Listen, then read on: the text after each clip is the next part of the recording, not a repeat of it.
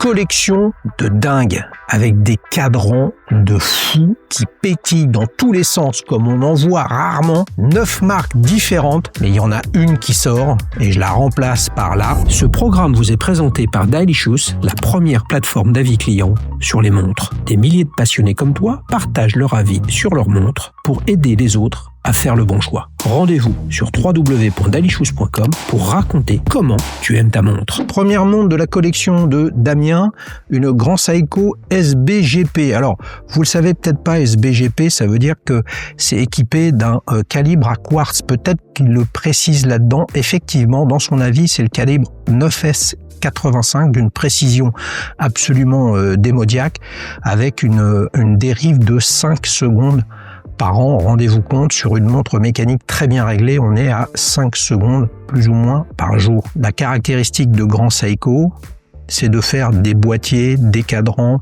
des aiguilles, des index absolument fabuleux. On a de la chance, on a des super photos ici, merci Damien, avec ces très très belles couleurs. Regardez ça, la profondeur de ce cadran qui se marie très bien avec sa chemise. On a une sorte de bleu, c'est un nuage. Je sais pas ce que c'est toute la caractéristique des cadrans Grand Seiko et qui font une très très grande séduction de ce produit-là. Tu nous dis pas grand-chose malheureusement justement sur les motifs. Tu nous parles du polymiroir Zaratsu qui est une des caractéristiques de ces grandes Seiko. On démarre super fort les amis. Cette Grand Seiko, je vais la positionner tout de suite ici.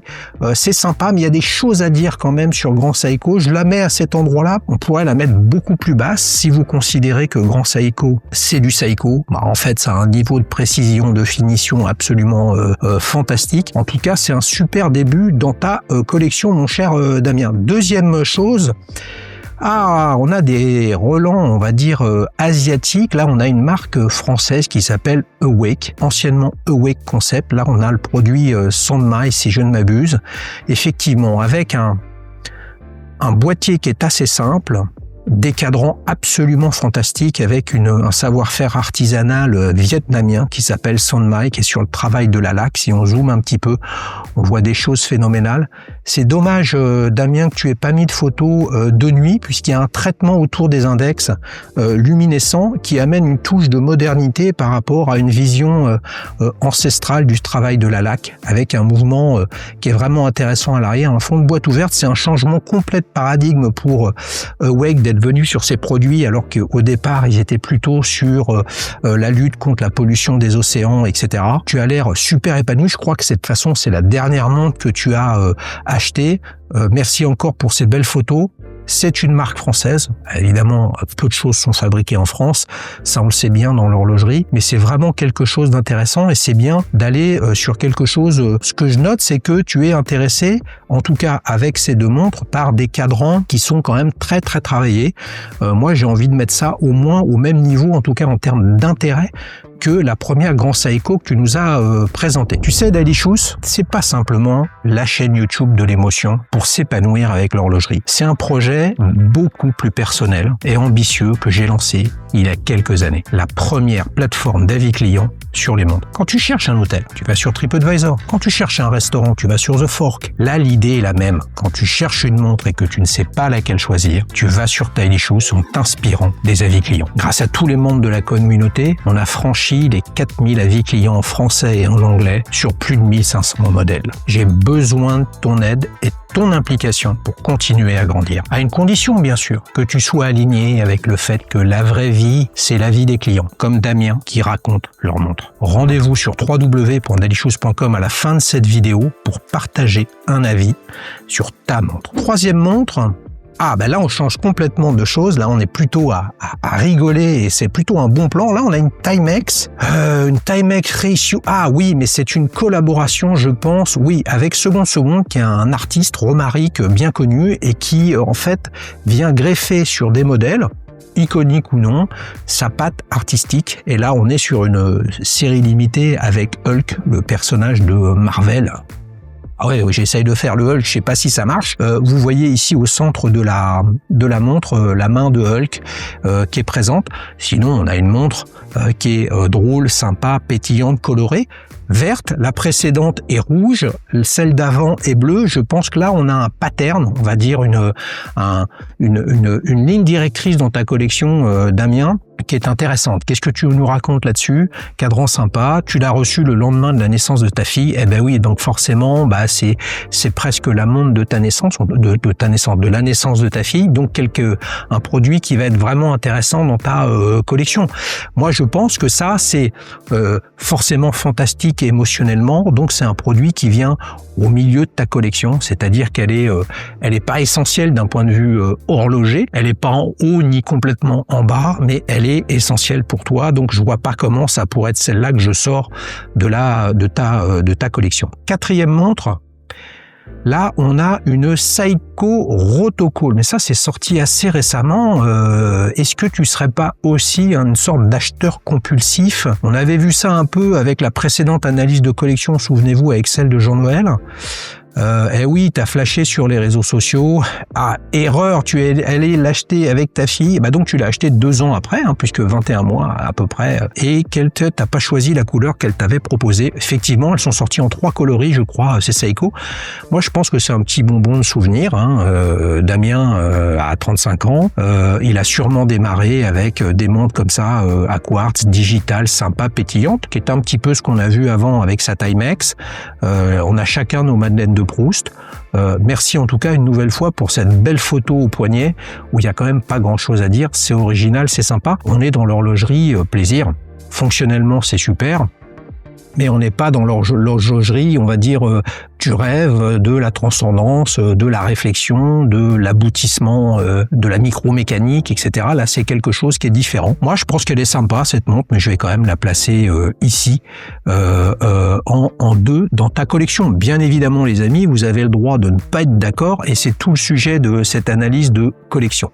Qu'est-ce qu'on a maintenant? On a la Rolex Air King. Ah ben ça, c'est le tout dernier modèle, la 126-900 si je ne m'abuse, bien sûr, c'est ça. On avait eu Sergio avec la 116-900, un petit peu différente celle-ci. L'index a des 5 minutes à 0,5, celle de Sergio avait un 5. Elle est plus plate. Le protège-couronne a été modifié de mémoire. Je vais pas changer ce que j'avais dit à l'époque de l'analyse de Sergio. Moi, c'est une montre que j'aime bien. On la voit pas assez d'après toi. Oui, c'est un modèle à part chez Rolex, un petit peu comme j'ai oublié son nom, ça reviendra tout à l'heure, la Milgauss, qui n'est plus au catalogue aujourd'hui. Vous savez, plus être au catalogue de Rolex, un jour ça revient, un jour ça ressort. C'est l'une de leurs forces, un catalogue historique phénoménal. Combien tu lui mets? 4,7 sur 5, soyons fous. Quels adjectifs? Efficace, robuste, agréable. La typo du Air King, c'est peut-être pour ça que tu l'aimes bien aussi, parce que c'est vraiment original. Ce vert, et puis cette typo qui est différente. Air King, c'est un modèle historique. Chez Rolex, il s'est appelé Air Tiger à un moment, etc. C'est vraiment la première en fait montre sportive, réellement sportive au départ pour les aviateurs, qui est sortie, et pas simplement la Oyster Perpetual qui était simplement étanche. Voilà, juste une petite précision. Alors, cette Rolex, où est-ce qu'on la met? Moi, je peux la mettre toujours au même endroit, ça change pas. Je pense que dans ta collection, elle fonctionne. Mais ce que je vois quand même, c'est que tu as une sacrée diversité de couleurs, de styles.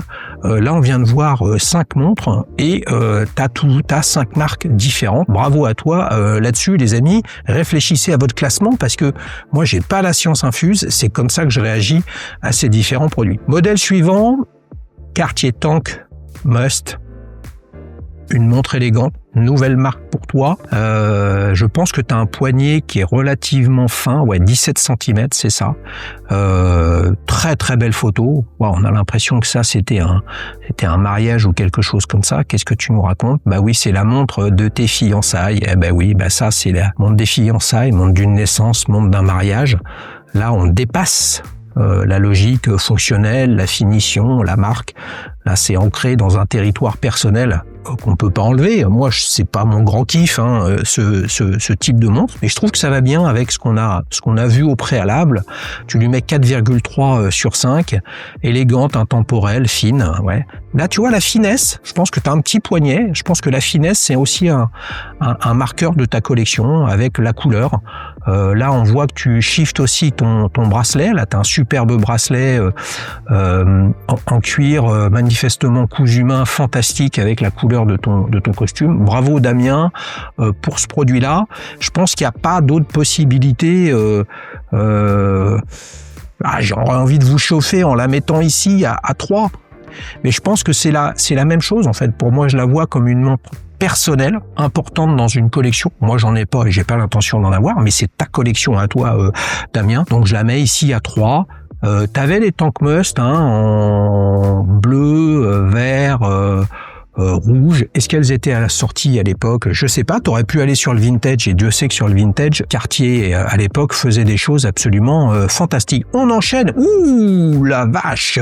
Ça c'est beau. Zenith, c'est une marque que j'aime beaucoup.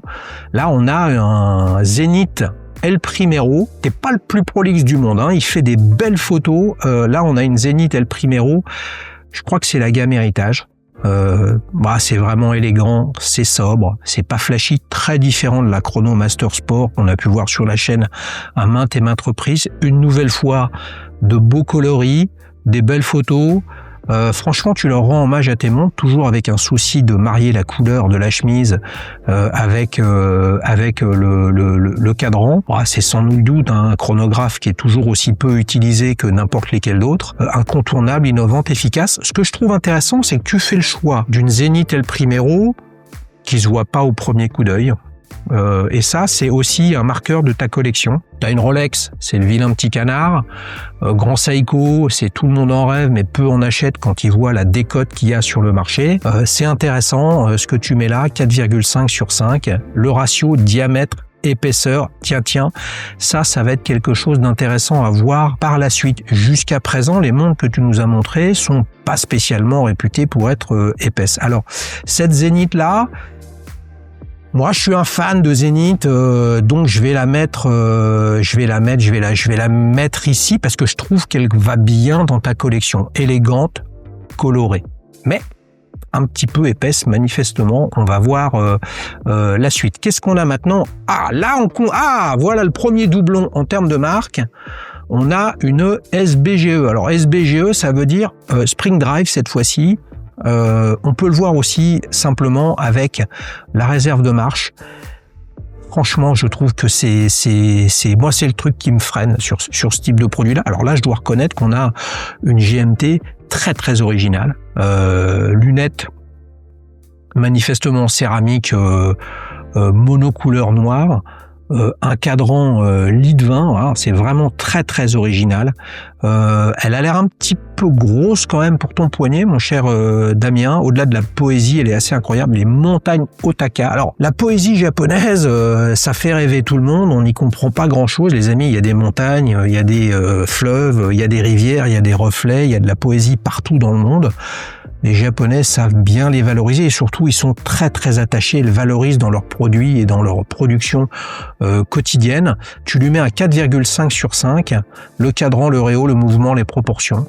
Hypnotique, fiable, équilibré. Ouais, c'est clair que quand on voit le déplacement comme une aiguille qui flotte, voilà, sans à-coup du Spring Drive, c'est quelque chose qui est vraiment intéressant. Spring Drive automatique, sachant qu'il y en a des manuels. Donc là, en fait, c'est une masse oscillante qui recharge un accu et qui amène une précision assez fantastique. Je pense quand même que cette montre a l'air, quand on la voit ici, elle a l'air quand même sacrément épaisse.